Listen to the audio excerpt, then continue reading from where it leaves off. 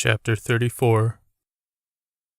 Deirdre continued following Don as he raced down the freeway, away from downtown.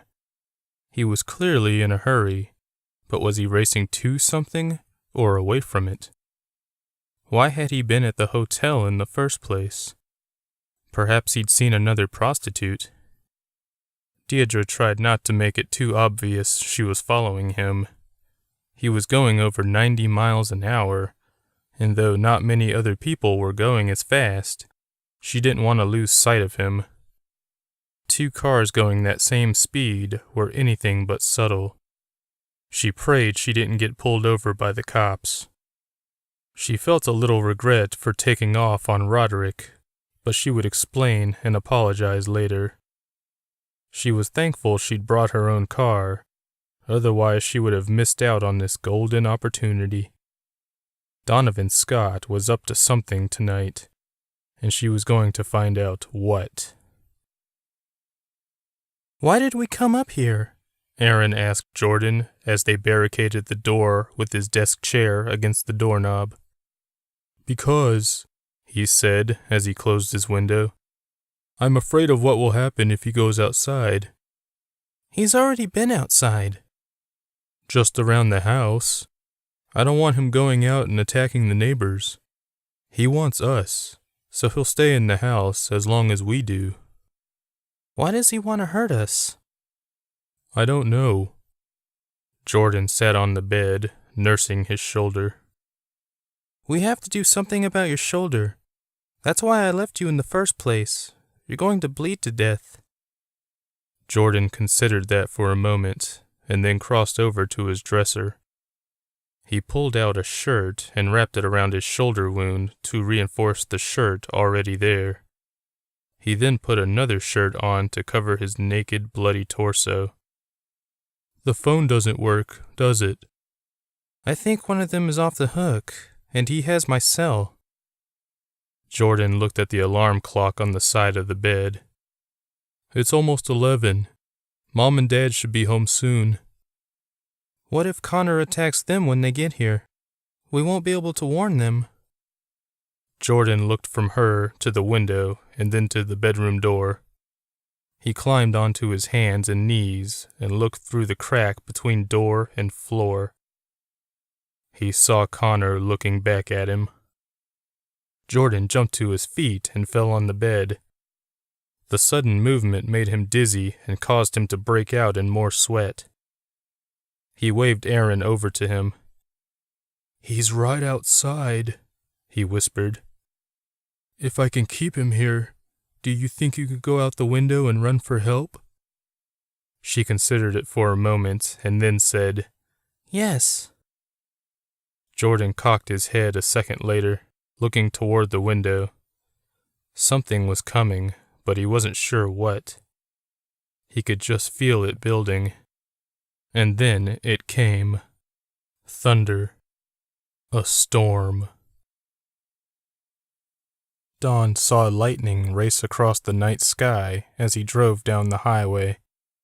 There were no other cars on the road except the one behind him, and it had been behind him since downtown. He was being followed. He just knew it. Only one person would follow him now, and that was Deirdre Marshall. She must have been downtown as well.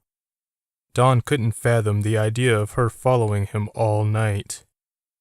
She must have already been there and merely noticed him by chance. Of course, that didn't stop him from being insanely pissed off about it. He couldn't let her follow him all the way home.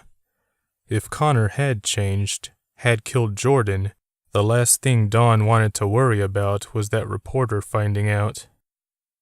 Though, he would be overcome with grief to care about much else. He had to save his son and nephew. With that thought, Don slammed on the brakes, bringing the car to a sliding stop. The tires screeched on the asphalt, spewing foul-smelling burnt rubber smoke. He heard the car behind him attempting to brake. He waited for an impact that never came. At least she hadn't been tailgating. He got out of his car and ran to hers. He saw her shocked expression and relished it before pulling her door open, grabbing the car keys, and then flinging them into the woods on the right. He ran back to his car and took off again. Rain had just started to fall on the windshield. Thomas stood at the counter of the Reza Hotel, looking out the entrance as the people milled about downtown. He loathed them for their freedom. They could go anywhere they pleased, and he could go nowhere. It should be a crime for a 19-year-old boy to be stuck at work on a Friday night. Just as a couple of blonde cuties passed by the hotel, a woman appeared directly in front of him, scaring the life out of him. "Ah, Mrs. Scott," he said, gathering his wits once again. "What can I do for you?"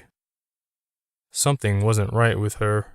Her hair was a mess, and her skin was too tight on her face. And her eyes. "Have you seen my husband?" she asked, her voice surprisingly deep. "Yes, ma'am. He came running through here 20 minutes ago. Looked like he was in a big hurry." Mrs. Scott grinned, and there was something wrong with that grin. And did he smell something terrible? Ammonia and rotting meat? "Thank you, little boy," she said in a harsh whisper as she turned to leave. "Ma'am," Thomas called after her. She stopped walking and turned on her heel. "Will you be returning?" he asked, hoping the answer was no. He got a bad feeling from her he had not received when the couple checked in earlier. "We will not be returning," she replied. "I'll need you to check out then." He regretted saying the words. He just wanted her to leave now. Something about her made his heart race and his stomach twist into knots. Some evil aura. She returned to the counter and reached into the right pocket of her dark trench coat. Why was Thomas so nervous? It wasn't like she was going to pull out a gun or anything. She drew her hand out quickly. In it was the hotel key card. She placed it on the desk in front of him, still grinning that horrible grin. "Have a nice night, little boy." "You too, Mrs. Scott." "Call me Carutha," she said as she left through the luxurious exit doors. Carutha? Thomas asked himself. Maybe it was her maiden name. Maybe it wasn't. Thunder rumbled in the air, and a piercing squeal followed a second later outside the hotel. Thomas lowered himself behind the counter and cried. Jordan and Aaron listened as the rain fell on the house. Jordan went back to the bedroom door and looked beneath it. Connor was gone, just as he knew he would be. "What's going on?" Aaron asked. "Connor's always been afraid of storms. Me too, a little, but not nearly as much as him. I think now's our best chance of leaving the house. He won't follow us." "Are we still going out the window?" "No. We can get to the front doors. He won't bother us." "How do you know?" Jordan suddenly wondered that same thing. Connor could easily be waiting for the perfect opportunity to grab them as they passed. But he wouldn't be. Connor always went somewhere safe during storms, somewhere the lightning could never reach him.